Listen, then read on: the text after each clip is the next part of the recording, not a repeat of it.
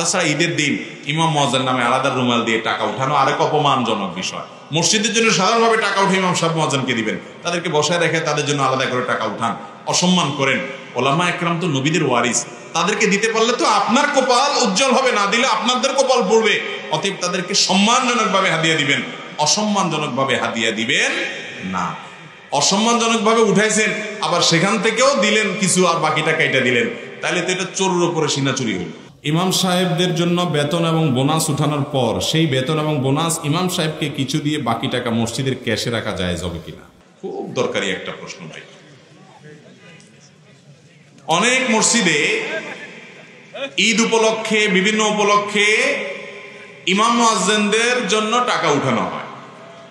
উঠাইয়া এরপরে টাকা উঠছে 10,000, ইমাম মুয়াজ্জিনকে ভাগ করে 5,000 দিয়ে বাকি 5,000 কমিটির লোকরা মসজিদে রেখে দিচ্ছে। সম্পূর্ণ নাজায়েজ এবং গুনাহ হবে। এই অধিকার মসজিদ কমিটির নাই। নসল ওয়াকিফে কানাসিস শারা, ইসলামী ফিকহের একটি মূলনীতি হলো দানকারী যেই খাতে যেই জন্য দিবে ওই খাতেই দান করতে হবে। আপনি যদি বলেন তাহলে মসজিদে দান করলে ইমাম সাহেবের বেতন কিভাবে দেওয়া হয়? মসজিদে যে দান করে সেটা মসজিদের যে কোনো কল্যাণে খরচের অনুমোদন থাকে তার।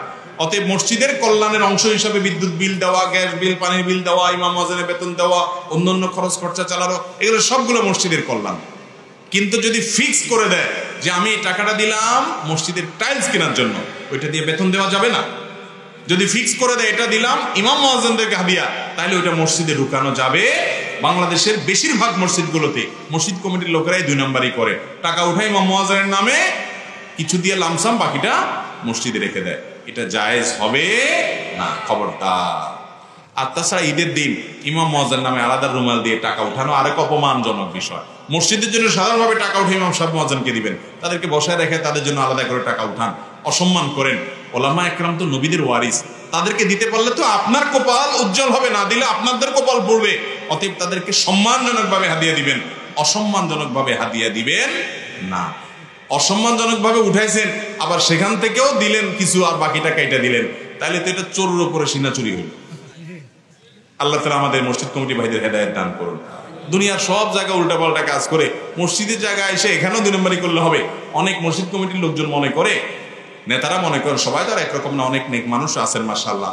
অনেকে মনে করে যে আল্লাহর ঘরের জন্য 2 নম্বরই করলে বোধহয় আল্লাহ কিছু বলবে না, আল্লাহ মুগুরের মায়ের আরো জোরে দিবে, বলবে তোর চুরি করার দরকার হলে তুই করতি, আমার ঘরে কেন অপরাধের জায়গায় দাঁড় করেন?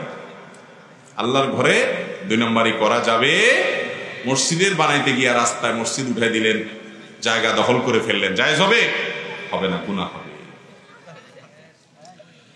পিতার সম্পত্তি কোনো ছেলেকে যদি বেশি লিখে দেয় আর সেই সম্পত্তি যদি পরে অন্য ভাই বোনদের ফেরত না দেয়, তাহলে সেই ছেলের পাপ হবে কিনা? শুধু পাপ হবে, ডেঞ্জারাস, ভয়াবহ গুনাহ হবে ভাই। নবী সাল্লাল্লাহু আলাইহি ওয়াসাল্লাম বলেছেন, যে ব্যক্তি কারোর 1 বিঘত জমি আত্মসাৎ করবে অন্যায়ভাবে, 7 তবক জমিন আল্লাহ তাআলা তার গলায় ঝুলিয়ে দিবেন, তাকে ধসাতে থাকবে, ডেঞ্জারাস।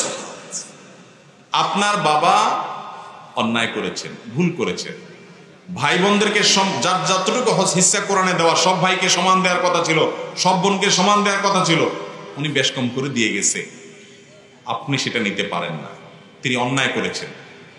আপনার সম্পদকে আল্লাহ যখন বলে দিবেন অমুককে এই হারে দিবা, অমুককে এই হারে দিবা, ফরিদাতুম মিনাল্লাহ, এটা আল্লাহর নির্ধারণ, আল্লাহ যখন কোরআনে বলে দেয়, তখন আপনার বাবারও ক্ষমতা নাই ওনার নিজের সম্পদ সন্তানদেরকে কম বেশি করে দেওয়া। কথা কি বুঝাতে পারছি? বিদায় আপনার উচিত হবে ভাই বোনকে সেটা ফেরত দেওয়া। আল্লাহ তাআলা আমাদেরকে বুঝার তৌফিক দান করুন। জাযাকুমুল্লাহু খায়রা ওয়া আখিরু দাওয়ানা আলহামদুলিল্লাহি রাব্বিল আলামিন। সেই মাহফিলের জন্য যারা